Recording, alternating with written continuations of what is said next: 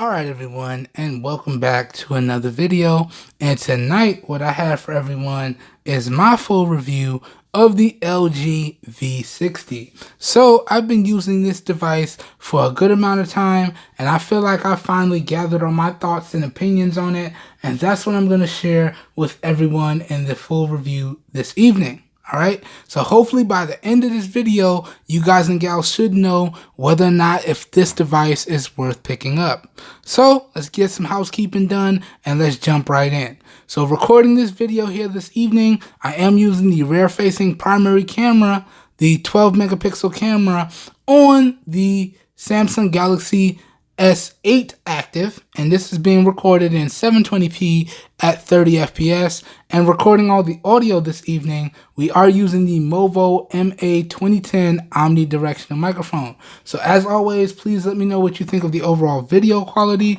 as well as what you think of the overall audio quality down below.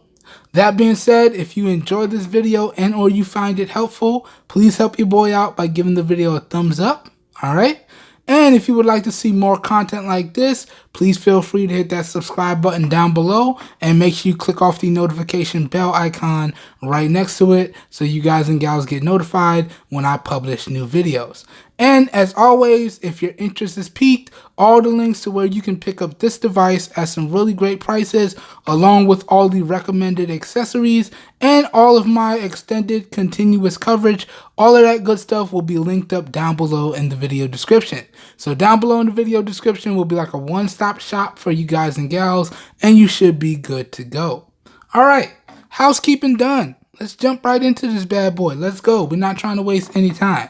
So starting off, the first thing I want to talk about with everyone is the overall build quality and design of this device. Now, this is an area where I have to say LG has done a great job. In terms of the overall build quality, this bad boy is built primarily of your glass and aluminum. So you got Gorilla Glass 6 on the back, and you have Gorilla Glass 6 on the front with an aluminum mid frame. And I gotta tell y'all, in terms of the build quality, again, LG has done a great job. No issues with the overall build quality, no issues whatsoever. Very clicky and tactile buttons on this one. Again, great job. Now, in terms of the overall design, we got your traditional big slab smartphone here, and again, I feel as though LG has done a great job. Everything is where you would expect it to be. I do like the overall color and the color combinations. So this is the dark blue with the gold trim, and I have to say it looks great. And overall, I like the really good feel in the hand and the really balanced weight. So overall, build quality and design on the LG V60, in my opinion, is top notch. All right. Now, moving on now, let's talk about this display a little bit. Let's go.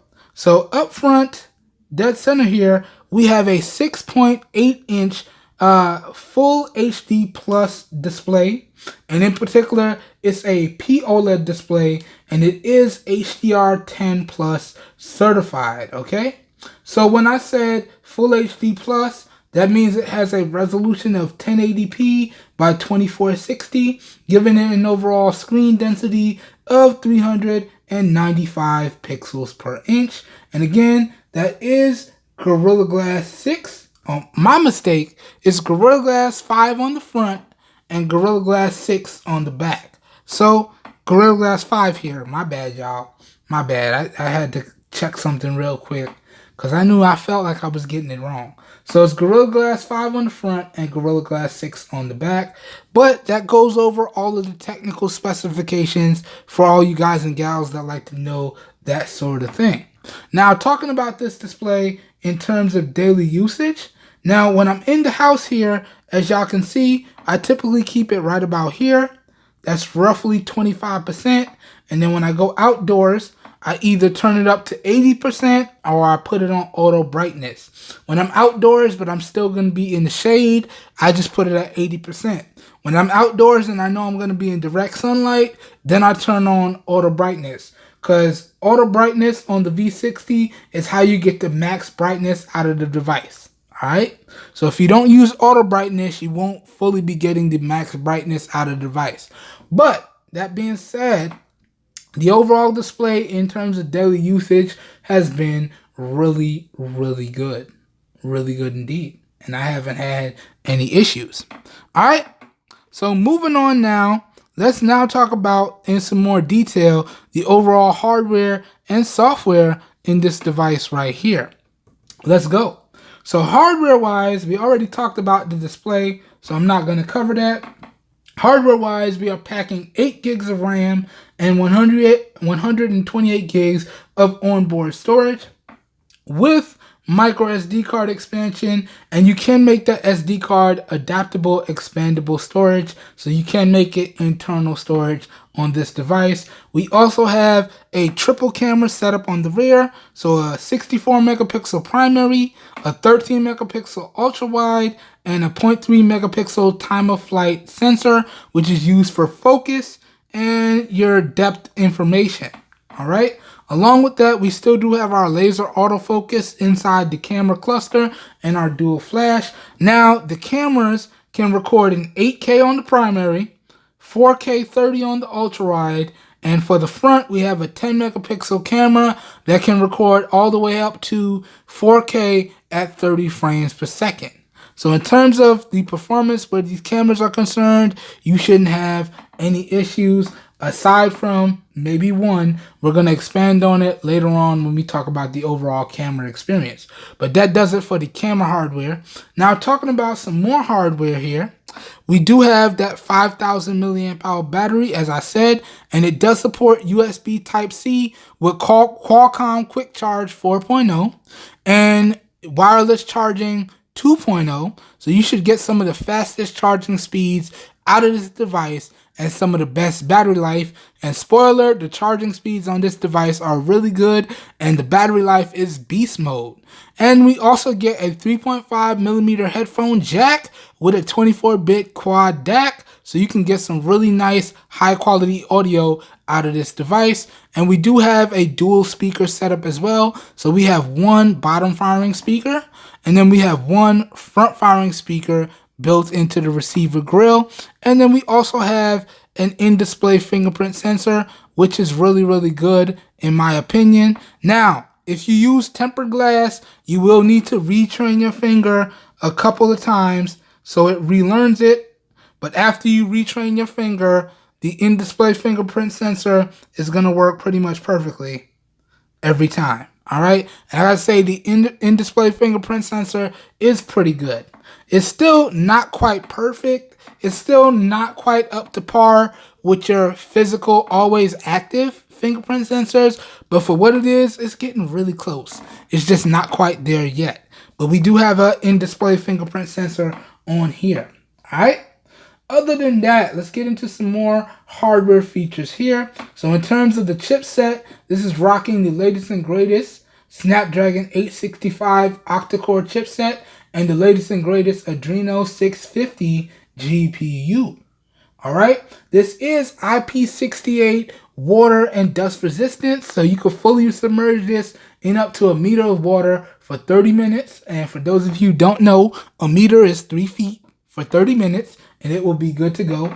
It is military spec 810G, drop resistant and atmosphere resistant. So this bad boy can take a licking and keep on kicking, but you still need to be careful because one good drop is all it takes. All right. And it does have Wi-Fi 6 and Bluetooth 5.1. So the latest and greatest Wi-Fi and some of the latest and greatest Bluetooth on here as well. But it's a flagship 2020 device, so I would expect nothing less. All right. Now, what is it missing? If you notice, I didn't say anything about having like a super high resolution display.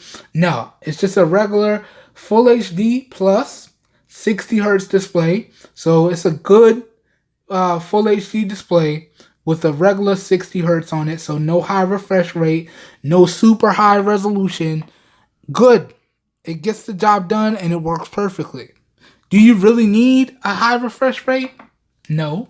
Do you really need a super high resolution? No. Now, I know some of y'all are going to disagree. Now, y'all can disagree as long as you can do so respectfully. All right? And feel free to disagree. down below. We're all entitled to our opinions, and this video is just based on mine.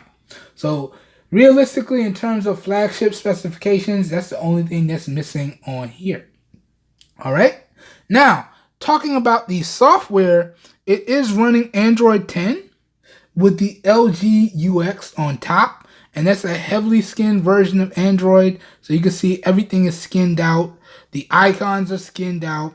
You can rearrange the buttons. You can do all the typical flagship things on this device in terms of the software. But I do have one gripe with LG when it comes to the software. They've gotten much better with their security patches. This is on the September 1st security patch. So it's not the latest and greatest, but it's up there. So that's really nice. But the one thing I don't understand, LG, is you have the double tap to sleep and you have the double tap to wake. You got the really good fingerprint sensor. But LG, no quick notification pull down.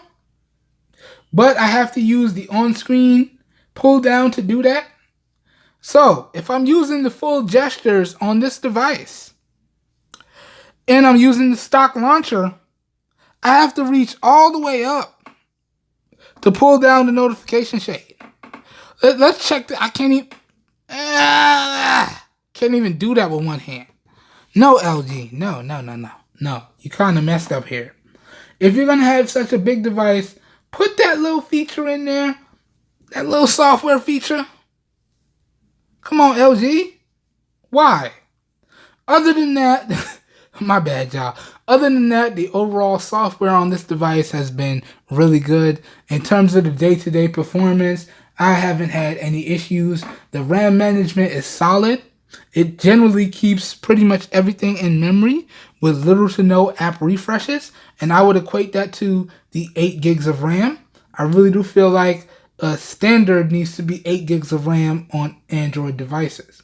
So even with my high load of applications on, there's been no app hiccups, no app stutters, no app crashes, and I can keep a bunch of applications open in the background without any issues. And feel free to comment down below on how you feel about the RAM management as we go throughout this video, because I do have a bunch of applications pulled up in the background that we are going to use. So you will get a real-time idea of how good the RAM management is. But overall, software and hardware on this device is really, really good. Not quite top-notch, and you'll understand why as we continue to go through the video. But for what it is, it's really, really good. And I think that about covers everything. So let's keep it moving now. Let's now go over the Wi-Fi performance. Now, in the interest of full disclosure, I do have to let everyone know this device was primarily used on Wi-Fi because in terms of T-Mobile, my T-Mobile coverage is coming via text now. And when it comes to text now, I no longer have a data plan. I use the talk and text only, and then I use Wi-Fi. So when I go out and I'm on the street, all I can get with this device is talk and text. But my notifications still push through even if I'm not connected to Wi-Fi. So the notifications still do work on text now, even though you have the talk and text plan. But this device was primarily used on Wi-Fi, and I just wanted to let y'all know. That being said, I'm not going to bore y'all with the Wi-Fi performance stats. We're just going to jump into a real-time Wi-Fi performance test. This will also double as a speaker test. So let's go ahead and crank the speakers up all the way. So the speakers are maxed out, as you can see. And oh, there was one more gripe I had with the software. The do not disturb does not work. So if you look, I have do not disturb turned on. And what do not disturb is supposed to do, when you turn it on, okay, let me show you something. So I got my G Power right here, right? Let me show you something. So it's on right now. The notifications are coming through. You see that, right? It's on. All the notifications are firing. Now, if I turn on do not disturb, watch what's supposed to happen here. Turn on do not disturb. And now all these notifications are blocked. I can still see them, but they won't pop up on my screen. Okay? So privately, if I wanted to see them, pull down on the notification shade and look at them. And even on other Android devices, when you turn on Do Not Disturb, it goes off completely. You'll get flooded with notifications after you turn it off. But for some reason, on the LG device, even with Do Not Disturb turned on, which you can see, all those notifications are still popping up. And I don't know how to fix that. So if you know how to fix that, please let me know. But I do feel like the Do Not Disturb on the LG device is broken, because it's not working right. But anyways, let's keep it moving now. Let's go. So let's jump into a full Wi-Fi performance test so y'all could check this out. Let's go. Now, I do have some copyright-free music pulled up in the background, so let's check memory management. It is there. No reload issues. We're ready to go. All right. And as y'all saw, I did have the volume maxed out. So let me spin the cameras. Let me spin the microphone. And let's go ahead and push play. I'm going to let it play for a little bit. Then we're going to scrub through the video. And I'm going to give y'all my overall thoughts and opinions on the speakers and the placement. So let's get started.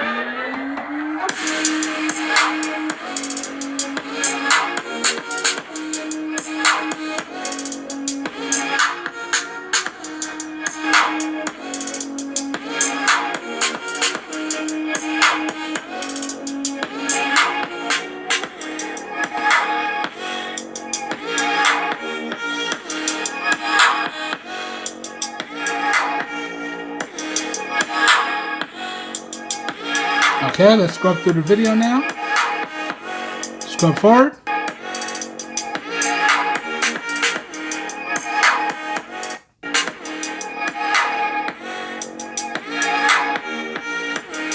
Scrub backwards.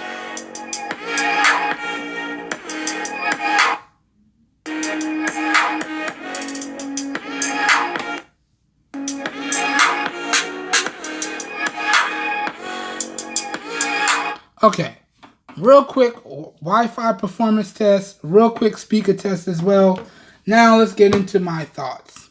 Now the overall speakers on the V60, I would say, are really good, okay? But there is one issue that I have with them. They're not quite balanced. As y'all saw, and maybe you heard it from the demonstration, the top speaker is not really pushing out that much sound. It's actually very quiet. The brunt force, or most of the heavy lifting, is being done by that bottom firing speaker, and that bottom firing speaker can easily be obstructed and or muffled. All right, whereas the front facing speaker cannot be.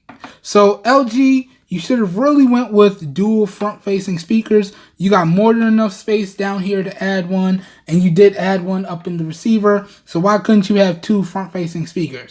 But other than that, the speakers on here are really good. Just unbalanced, so I can't say they're top notch, okay?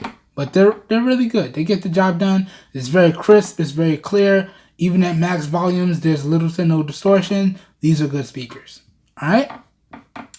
And y'all saw the overall Wi-Fi on here is really good. Now it's Wi-Fi 6, so it has everything in the kitchen sink in terms of Wi-Fi, so I was expecting nothing less. All right. So now, let's keep it moving. Now let's briefly go over the LTE and the supported bands. Now this is a 5G capable device. And let me show you the bands here. And this is a T-Mobile exclusive device, or a T-Mobile lock device, not exclusive, my bad. Because this is available on all of the other carriers. But there is not a globally unlocked version. Excuse me. Should have got some water before I push record. I feel like my voice is going. But there is not a globally unlocked version. So this is the T-Mobile version. And here are the bands. And you can see we got pretty much all of the LTE bands. And we do have a few 5G bands as well. So in terms of band coverage, you should be good to go. And I can tell y'all, even though I don't have data, if I turn off the Wi-Fi, my device in my area does pick up 5G at times. Right now, I'm in a very bad coverage area, but you can see it's picking up 4G LTE right now. And in certain cases, it does pick up 5G, but 5G is not as, as well covered out here. So it's mostly 4G LTE where I stay. But I just wanted to show y'all that. So 4G, 5G, it really doesn't matter. You should get some really good coverage with this device. But if you were thinking about getting this device for future-proofing purposes, because 5G is going to become more of a thing a little bit more down the line, this device should have you covered as far as the bands are concerned. At least for the low wave, okay? Not the Verizon high wave, but the T-Mobile low band. I think it's the mil-spec band, the 600 band, the 600 megahertz band. I'm not entirely sure what it's called, but the lower millimeter wave 5G, the lower band, you should be covered. Now the higher Verizon band, that's a Verizon exclusive. Unless, of course, you have a globally unlocked device that puts in those bands there, kind of like the iPhones do, the newer iPhones do, then you kind of got to get a Verizon device for that, or wait for other companies to roll out that higher spec 5G band. But if you're with a company that has that low band 5G and you want to get a device to get a little bit of future proofing out of it, this device should serve you well as far as the bands are concerned. All right. Now, moving on, let's talk about the Bluetooth now. And overall, I would have to say the Bluetooth performance on here is top notch as well. Now, this has the latest and greatest Bluetooth in it, so Bluetooth 5.1, and I haven't had any issues with the Bluetooth on this device. So Bluetooth performance is top notch. Now, moving on, let's talk about the GPS performance. Let me pull it up for y'all. Had it saved in my gallery here, the last screenshot that I took. Now, in terms of the GPS performance, I'd have to say it is really good as well. So y'all can check that out. It locked on almost instantly, and you can see just how many satellites it has in view and how many it locked on with. And turn-by-turn navigation with this device worked without issues. And y'all might be saying, yo, E, how you get turn-by-turn navigation and you don't have data coverage? Well, you can still use your turn-by-turn navigation using the onboard GPS built into the device. And then if you download and keep updated the local maps, it will work as if you have data coverage. So all I did was download my local maps, and every couple of weeks or so when it says an update is available for the local map, so anytime there's some changes to the local map, I download it to the device, and then I just use the onboard GPS on the device to use the device normally. So technically, when you're using your GPS, you don't actually need a data signal. It just makes it easier, and the handoff is easier and more fluid if you have one. But the turn-by-turn navigation and the GPS navigation on this device worked without issues. So GPS performance on here is top notch. All right, let's keep it going. Up next now, let's now talk about the overall call quality and the speaker call quality on this device. Now, once again, the call quality on here was primarily on T-Mobile's network via text now, and it was top notch. It didn't have any issues.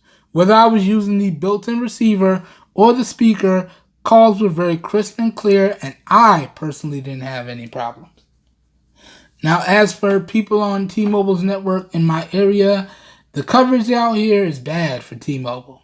Here in Florida, where I stay, you really got to rock with Verizon, or you got to rock with AT&T. Those are the best carriers for my area. So T-Mobile and Sprint out here, kind of like hot garbage. But I did get some really good call quality and some really good speaker call quality with this device, so I didn't have any issues. Okay, let's keep it moving now. Up next now, let's talk about my overall opinions and experiences with these cameras. Now, once again, we got a triple camera setup on the rear, and we got a 10 megapixel front-facing camera. And at least where I'm concerned, I judge cameras on 3 different criteria: point and shoot, photo capture capabilities, point and shoot video capture capabilities, and then audio capture capabilities. And I have to say, all 3 of these categories for the LG V60, it did a great job. Let me wipe this down. These fingerprints are killing me. Alright? Killing me. So at least where the cameras are concerned, these are some really good cameras. Now, are they perfect? No. The weak point for these cameras would have to be LG's color science and their software implementation. LG, you guys really need to tweak that. In darker environments, this camera really does tend to struggle. But where you have good to adequate lighting, it works really, really well. But in lower light, you may have some struggles with this camera. Alright? That is why it is just a really good camera. It's not top notch. But overall, I would have to say my camera experience with the LG V60 has been really good. Alright? Now, moving on, let's talk about, my bad, y'all. You know I can't talk sometimes. Let's talk about the overall gaming performance on this device. And this was an area where this device really shined. Now, I did a separate dedicated gaming performance video and a separate dedicated camera walkthrough, including all the camera and video samples, all the photo and video samples. So feel free to check those links out. They'll be linked up down below in the video description. Please let me know your opinions. But at least where the gaming is concerned, this device did a great job, and I didn't have any issues. I didn't even have any heating issues, and I played for hours upon hours upon hours. I think when I was editing the gaming performance video, I had to cut down about 4 hours of footage down to like what I think is 9 minutes long or 10 minutes long. So I hope y'all enjoyed that. 4 hours of footage cut down to 10 minutes. That's how much gaming I did. But the gaming performance on here was top notch, and I didn't have any issues. And I wasn't expecting any because this is a flagship chipset. Okay? And it's one of the latest and greatest flagship chipsets. So I wasn't expecting any problems when it comes to the gaming. Now, that being said, let's move on now and talk about the benchmarks. And this is another category where the V60 did a great job. So let me pull up the benchmark scores for y'all. Check out these screenshots. Now, this is my favorite benchmark to run, and check out how good the V60 did. Now, this is the Disco Mark multitasking benchmark, and this just lets me load up any and all applications on my device. It will run through those applications a set number of time and spit out the individual app opening times, and then spit out an overall app run through time. And look at that. Now, this is my typical daily loadout. This is 17 to 21 applications. And look how fast it got through all of them. 2.619 seconds. And look how fast it was opening them. And it did a great job keeping them in memory. So the overall RAM management and the app opening speeds, in my opinion, are really good. And the V60 did a great job. I think that's the fastest time I've ever seen since I started using this benchmark. Wow, LG. Wow. Alright. Then jumping over to an older benchmark. This is the Volemo multi-core test. And y'all can see it did a great job yet again. It's pretty much top of the pack there for this test. Now, I do think the Xperia got a better score. But as far as scoring is concerned, that is a really good score for multi-core performance. And then we have the Volemo metal test. Now, that's a pretty good score. That's not the best I've seen, but it's pretty good. Then we got the 3D Mark testing. So we got Slingshot Extreme Open GL. And then we got Slingshot Extreme Vulcan. And you can see it did a really good job with the Slingshot testing, scoring at 6,000 304 on the OpenGL, and a 5,872 on the Vulkan testing. Really good stuff there. Then this is the Geekbench 5 compute test using Vulkan, so the Vulkan backend, and it scored a 2,747. Okay, and then we got the compute test for Geekbench 5 again using the OpenCL, and it did a little bit better with the OpenCL, scoring a 3,125. So really good stuff there.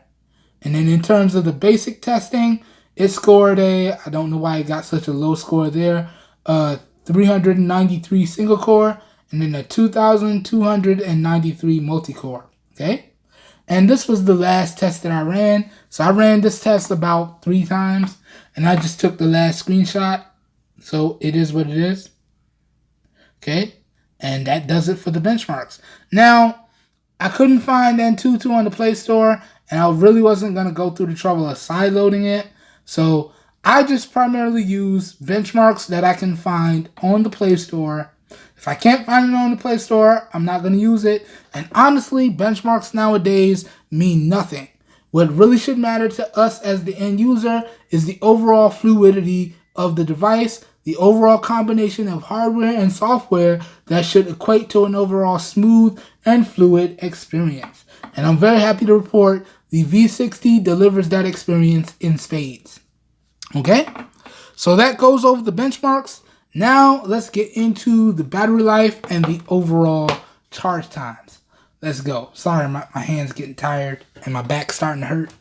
I'm not built like I should be. Sorry, y'all. Now, talking about the overall battery life, my bad.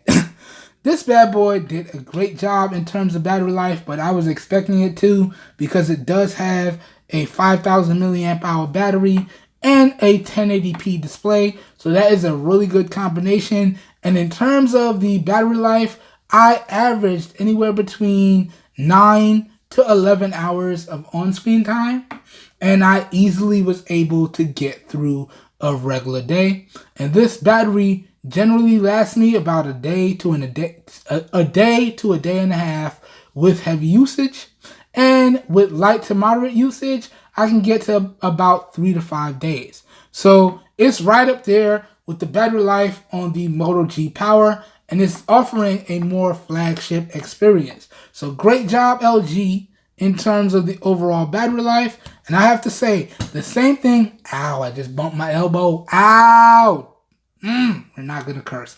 Whoo, that hurt. The same thing can be said for the overall charge times. Let me rein it in because we're not editing any of this out.